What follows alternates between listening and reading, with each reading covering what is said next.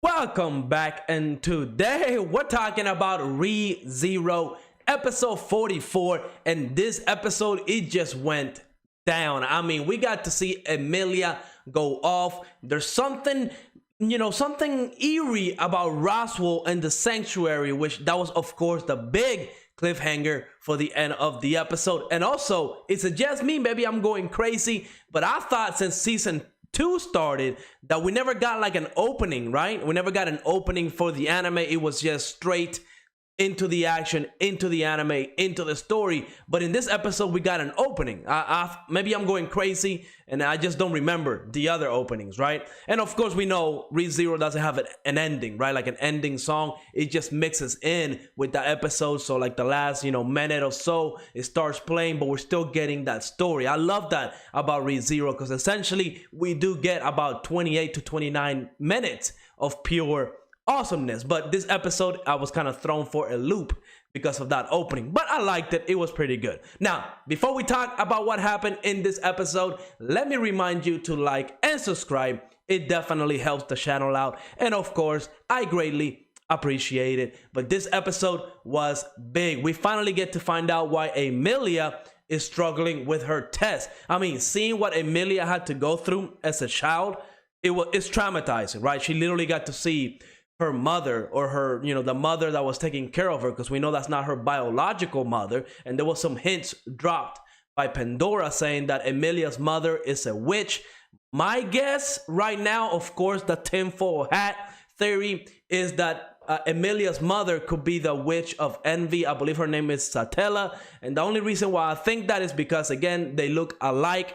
But of course, Pandora and Emilia also look very, very alike. So maybe all these different witches are related, because honestly, they're like a spitting image of each other, right? Echina, Emilia, Pandora, Satella. We haven't seen Satella's face. That's one of the reasons why I believe she's related to Emilia. Like, she could be Emilia's mother. So hopefully that's a plot twist that I will get right. Who knows, right? My tinfoil hat theories are kind of crazy sometimes, but that's my guess for right now. And seeing Pandora, I love Pandora as a villain because you can just tell she lacks emotion. She does not care about anything. I mean, she was manipulating Emilia to try to get her to open break the seal to the door. We still don't know what's behind that door, but it must be something very powerful, something very important. And hopefully we get to see what's behind that door, right? My guess was that it was Puck, but that's obviously not true anymore, because since that door was never, open,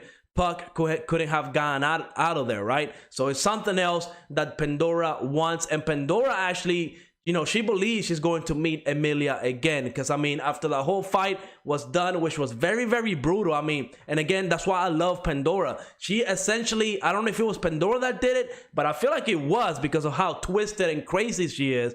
I feel like she's the one that made what's his name, Beetlejuice, Romani. I believe she's the one that kind of broke his mind down, right? I believe she showed him the illusion that Fortuna was Pandora. Essentially, that caused Beetlejuice to kill Fortuna, which was, I mean, it was a big deal, because we know Beetlejuice, he was in love with Fortuna. They were kind of had feelings for each other, and the fact that he's the one that killed her, pretty brutal. And it happened in front of Emilia. Very, very sad. The whole scene was pretty brutal. And seeing Beetlejuice kind of break down and, bleeding from his eyes and stuff like that. Of course, I mean, now we know why he's so crazy whenever he went against Subaru back in season 1. Now we know why. It explained it. It is very good. I would see how somebody would snap after being forced to kill somebody that they love. And maybe the whole reason why he stayed bad like that, right? One is because of Pandora, because I feel like she did something to him at the end when she left with him. She probably told him something or something along those lines that essentially just broke his mind even further to keep doing all that stuff that he does in season 1.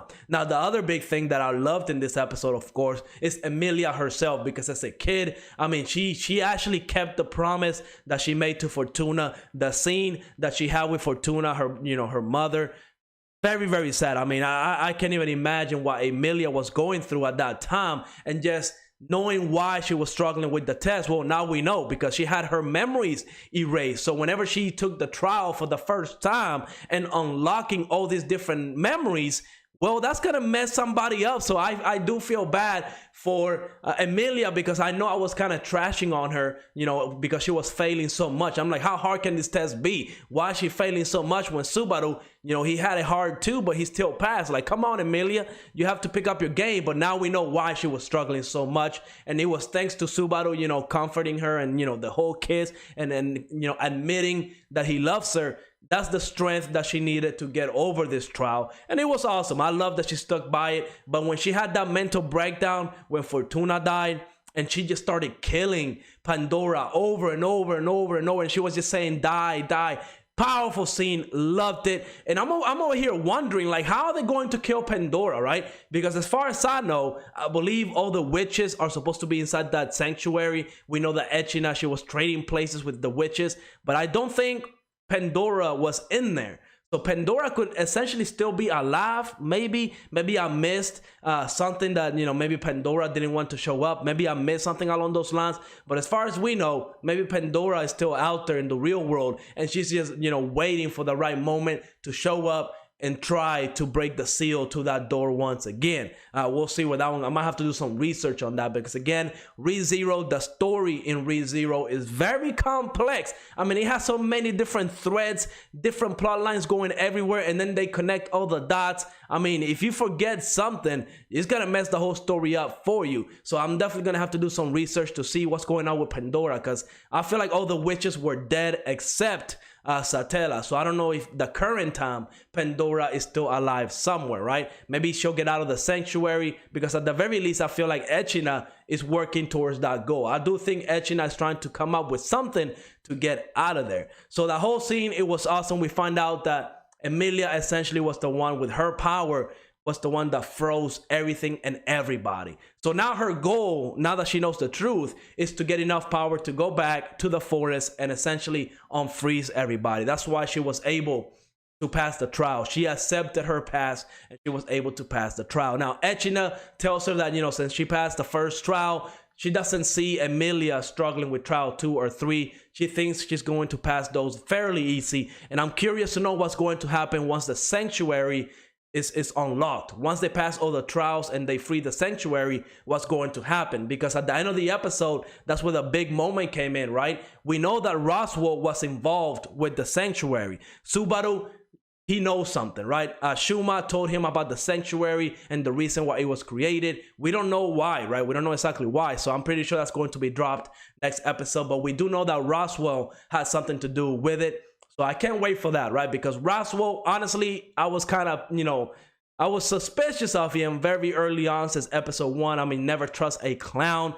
And, you know, it turns out that that dude was definitely up to no good. So we'll see where this one is going to go. This episode, absolutely perfect. Loved every second of it. There was so many different things going on. I mean, it would take forever to get everything in one video. But I loved the episode. We learned a lot of information about Emilia. And next episode, I'm sure we're about to learn a lot more about Roswell. Remember, I believe it was last episode, or maybe 2 episodes ago, whenever we were getting the story behind Echina and stuff like that with Emilia's memories. We know that Roswell showed up to the sanctuary, right? And he was talking to Beatrice. He was waiting for Echina to be free with her appointment. So that has something to do with the sanctuary. I'm guessing he made a deal with Echina, and we'll see where that one goes. Once we find the truth, I'm sure it's going to be big. But let me know in the comments, what was your favorite episode or your favorite part of the episode? And like always, make sure to like, subscribe, and I will see you on the next episode.